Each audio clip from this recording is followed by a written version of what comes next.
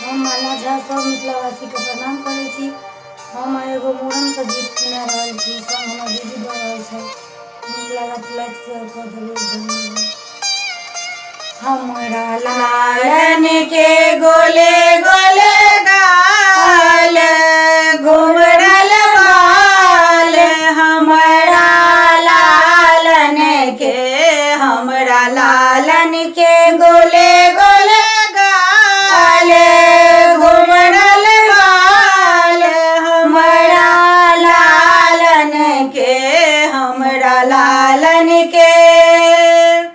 दादाजी बतो, दादी जी बतो, दादाजी बतो, दादी जी बतो, आशीष देते हजार, घुमरल बाल, हमरा लालन के, हमरा लालन के गोले गोले गाल, घुमरल बाल, हमरा लालन के, हमरा लालन के।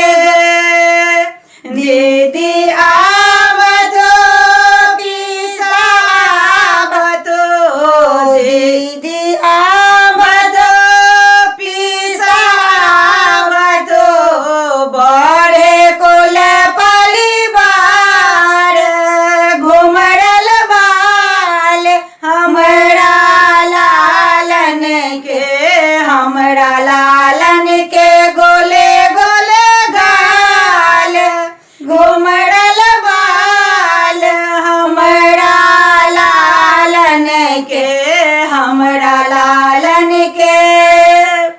मामा आवतो, मामी आवतो, मामा आवतो, मामी आवतो, देते आशीष हजार, घुमरल बाल, हमरा लालन के, हमरा लालन के गोले गोले गाल, घुमरल बाल, हमरा लालन के, हमरा लालन के।